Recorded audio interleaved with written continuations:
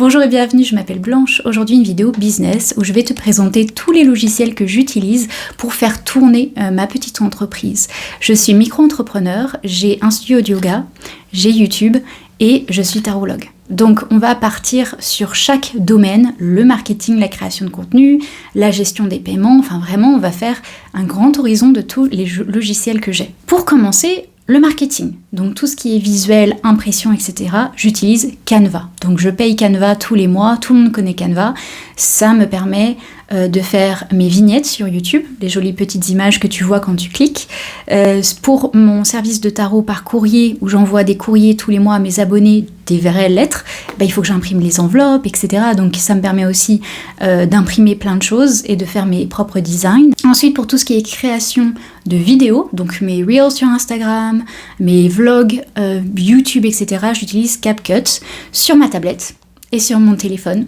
Je trouve ça très facile à utiliser, surtout que j'ai des stylets, et pour mon téléphone et pour ma tablette, j'ai un petit crayon, donc c'est super simple.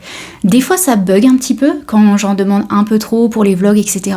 Pour ce qui est de la musique sur YouTube, j'utilise Epidemic Sound, et en fait, ça me permet d'avoir des musiques libres de droit qui sont stylées sur mes vlogs, parce que on peut avoir des musiques gratuites sur YouTube, ce que j'ai fait pendant très longtemps, mais ça vaut quand même pas les musiques d'Epidemic Sound, donc tant que je fais des vlogs, je garde cet abonnement mensuel pour avoir de la musique tranquillement.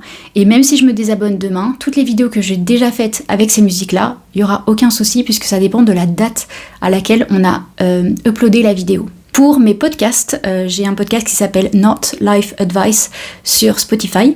J'utilise l'enregistreur de mon téléphone, le plus simple, le plus facile. J'ai un Samsung Ultra 24 qui est absolument génial. C'est avec lui d'ailleurs que je fais mes vidéos assises à mon bureau. Coucou. Du coup, j'utilise directement l'application enregistreur vocal de mon téléphone. Et ensuite, je le mets sur Spotify Creator. Et voilà, pour mon podcast, tout ce qui est audio, je fais directement sur mon téléphone. Ensuite, partie 2, les gens ont vu ma vidéo YouTube, ils ont vu mon réel sur Instagram sur mes cours de yoga. Comment je fais ensuite, quel logiciel j'utilise pour transformer ce marketing, les gens qui me découvrent, vers peut-être des prospects, des personnes qui vont utiliser mon service. J'utilise Tally, T-A-L-L-Y, tout le temps. C'est absolument génial et c'est gratuit, c'est pour créer des jolis petits questionnaires. Ça permet que quand tu lances un service et que tu veux faire un questionnaire d'intérêt pour savoir si les gens seraient intéressés, une retraite de yoga, etc., tu as un questionnaire où tu peux récupérer les réponses des personnes intéressées, leur email, leur numéro de téléphone, etc. Donc c'est trop bien et en plus c'est gratuit. Ça peut te donner la fiche Excel avec toutes les informations pour le mettre après sur ton site. Enfin, c'est trop bien. Je l'utilise énormément pour mes emails de tarot qui sont offerts. Donc tous les mois, les personnes intéressées reçoivent une consultation de tarot mensuelle par email. C'est gratuit.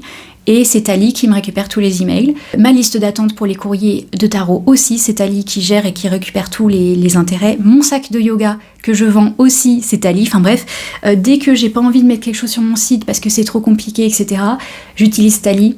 Et en réalité, moi, j'ai commencé à faire un salaire. Pendant une année entière, je n'avais pas de site internet. J'utilisais que des petits trucs comme ça pour récupérer et tout faire à la main. Pour mon site internet, alors, j'ai System.io, qui est pas payant au départ, si tu as juste une formation, etc. Mais quand tu commences vraiment à bien tourner, là, tout est payant. Et en plus, ça va très très haut, très très vite. Donc pour l'instant, je suis encore sur la formule à 217 € par an. Et pourquoi j'ai System.io plus qu'autre chose, c'est parce que j'ai mes studios en ligne dessus. Donc j'ai un studio en ligne de yoga en français, un studio en ligne de yoga en anglais. Et ça me permet d'avoir... Vraiment, c'est simple. Au début, c'est un petit peu casse-tête, mais c'est pas si compliqué à comprendre. Où dessus, je vais avoir toutes mes bibliothèques de vidéos avec une interface qui n'est pas vraiment changeable, mais qui est quand même très facile à utiliser sur mobile et sur site internet. Si je pouvais revenir en arrière, peut-être que je prendrais plutôt Squarespace pour mon site internet, mais à l'époque, c'était beaucoup trop cher et c'était pas exactement ce que je cherchais et c'était pas aussi connu. Donc pour mon site, j'ai System.io. Donc par exemple, pour le challenge 0 dépense, quand quelqu'un récupère le PDF, c'est System.io qui va récupérer son email et le mettre directement dans ma liste d'emails. Partie 3, comment j'encaisse l'argent quand les personnes sont intéressées par un de mes services, comment est-ce que je fais? Et j'ai en fait 2 systèmes. j'ai Stripe et PayPal. Déjà de base, il faut quand même que tu aies un logiciel pour récupérer tout cet argent. Stripe, ce qui est bien, c'est que ça te prend de l'argent que sur ce que tu fais. Donc si par exemple, tu as fait 0 vente, et ça sera pas payé en fait. Il va te prendre un pourcentage sur tout ce que tu gagnes. Moi, je suis à peu près à 50 € par mois, ce qui est énorme. Hein. Sur l'année, ça fait plus de 500 €, c'est énorme. Mais bon, c'est comme ça, au moins, la plateforme est très simple à utiliser pour mes clients. Il y a des plugins, donc je peux mettre directement sur mon site internet, etc. Donc j'utilise Stripe et PayPal parce que moi personnellement quand je travaillais à American Express les cartes bancaires, j'ai découvert que PayPal c'était génial parce que si tu es stressé de ne jamais recevoir l'objet, que le service a un problème, etc., c'est très simple sur PayPal de couper les paiements.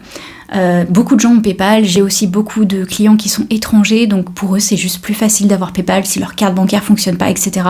Ou si vraiment il y a un problème avec Stripe plusieurs fois, au final je demande à mes clients d'utiliser PayPal. Avec un email, c'est ouvert, donc voilà pour tout ce qui est paiement, qui est automatique. Ensuite pour tout ce qui est paiement, pour quelque chose qui est réservé dans mon planning, donc qui est lié à un de mes cours de yoga par exemple, tu veux venir à mon cours du jeudi, et tu vas payer et hop, ça va s'enregistrer normalement sur un logiciel où je vais voir combien j'ai de place pour le yoga. Si tu prends une consultation de tarot en vidéo avec moi, pareil, il me faut bien un système où au-delà du fait que je prends l'argent, ça me le met sur mon planning automatiquement et je sais que dimanche, j'ai 2 lectures de tarot par exemple et tout se fait automatiquement. Pour ça, j'utilise Acuity Scheduling qui est une des tentacules de Squarespace. Ça coûte plus cher que tous les autres bookings que les profs de yoga utilisent ou les tarologues utilisent d'habitude puisque c'est quand même 30 € par mois.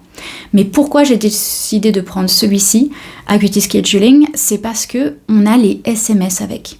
Donc quand tu prends un cours de yoga avec moi ou un tarot en consultation avec moi, tu vas recevoir l'email de confirmation évidemment avec toutes les infos, mais aussi 12 heures avant le cours de yoga ou ton tarot, tu vas recevoir un petit SMS pour te le rappeler. Quand j'ai lancé mes cours de yoga, j'avais quand même assez souvent des gens qui me disaient, malgré le fait qu'ils aient payé 20 € le cours, qu'ils avaient oublié de venir. Et vraiment, c'était embêtant, quoi, parce qu'ils avaient pris la place de quelqu'un d'autre, ils me demandaient... Enfin bref, niveau service client et temps perdu après pour moi, c'était fatigant. Donc, j'ai décidé de mettre un petit peu plus cher et prendre Acuity Scheduling pour que les SMS soient aussi envoyés. Et vraiment, j'ai plus personne depuis que j'ai Acuity Scheduling qui m'a dit « j'ai oublié le cours ». Au contraire, ils reçoivent le texto 12 heures avant et là, ils vont se dire « mince, faut que je lui dise que j'annule ». Et en fait, c'est beaucoup plus facile pour moi ensuite de réouvrir des places, etc. Acuity Scheduling, cher, mais ça fonctionne et ça marche aussi pour tout ce qui est abonnement. Alors ça, j'en ai pas parlé, mais moi, mon salaire est vraiment basé sur des abonnements. J'ai l'abonnement de yoga, où mes abonnés payent tous les mois. J'ai l'abonnement de tarot, où les gens qui prennent les courriers de tarot le reçoivent tous les mois. Et ces abonnements, il faut faire très attention. Alors là, c'est un petit tips très important. Quand j'offre une mensualité que les gens puissent payer par mois pour le yoga, je ne fais pas payer tous les mois, je fais payer toutes les 4 semaines. Si je faisais pas ça, ça voudrait dire que je travaillerais pour genre 15% de l'année pour rien. Puisqu'il y a des semaines où il va y avoir 5 lundis. Mais il n'y a jamais des semaines à 3 lundis.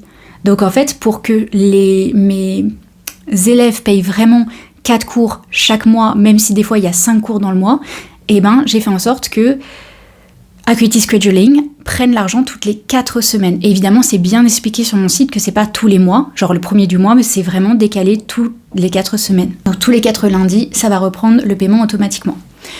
Et c'est super simple sur Acuity Scheduling, plus simple que sur Stripe de gérer les abonnements, parce que tu peux activer, désactiver, tu peux forcer la carte bancaire à refaire un paiement s'il y a eu un bug, c'est trop bien. Alors que Stripe, c'est un petit peu plus compliqué pour les abonnements. Je l'utilise pour mes abonnements de tarot, puisque ce n'est pas lié à un planning, alors que Acuity Scheduling, c'est lié à un planning de cours toutes les 4 semaines. Les lettres de tarot, c'est un paiement qui est tous les 5 du mois. Donc cette fois-ci, là, c'est mensualisé, ce n'est pas toutes les 4 semaines. Et là, j'utilise Stripe directement. Donc quand tu crées ton produit dans Stripe, tu vas lui dire « Attention, ce produit est un abonnement mensuel ». Après, il te demande à quel point c'est mensuel, toutes les 4 semaines ou tous les mois, etc., etc. Et ça, du coup, c'est géré par Stripe. Donc j'ai 2 choses différentes pour gérer mes paiements par mois qui sont le beurre, le pain, la confiture dans mon business parce que sans ces abonnements mensuels, je n'aurai pas de salaire. C'est la base. Donc il faut absolument avoir un système mensuel qui fonctionne automatiquement pour ne pas avoir à y penser. Et évidemment, dans les 2 cas, les personnes reçoivent des emails avec des liens pour annuler quand ils veulent leurs abonnements. Donc ça aussi, je ne m'en occupe pas. Évidemment, j'ai des élèves qui vont pas retrouver leur email parce que ça fait longtemps, etc. Là, j'ai aussi la main dessus et je peux moi-même manuellement annuler les abonnements. Voilà. Ensuite, à partir du moment où tu reçois l'argent, où est-ce qu'il va en fait exactement? Genre, je vais le garder sur Stripe, comment ça se passe? Donc évidemment, l'argent reste sur PayPal tant que je ne l'ai pas transféré. Et l'argent Stripe, tu vas demander à ce que l'argent soit directement envoyé sur un compte bancaire tous les mois, ou toutes les semaines, comme tu veux, mais moi j'ai mis tous les mois. Et de là, normalement, quand tu es micro-entrepreneur, tu dois avoir un compte pro. Donc moi, j'ai Revolut Pro parce que c'est gratuit. Si tu ne fais pas de lien de paiement directement par Revolut Pro et tu utilises autre chose comme moi, Stripe et PayPal, Revolut Pro, c'est gratuit. Et j'ai une carte virtuelle et j'utilise pour toutes mes dépenses pro, super simple. Donc j'ai Revolut Pro, voilà. Ensuite, maintenant, il y a la facture électronique qui va être obligatoire en septembre. Il y a plein de choses comme ça où en fait, il faut que tu aies un logiciel de comptabilité au-delà de ton compte bancaire. Moi, j'utilise Indy, j'ai la version gratuite encore une fois. Pourquoi? Parce que Indy, tu peux le connecter à ton compte pro. Donc moi, c'est connecté à mon Revolut Pro.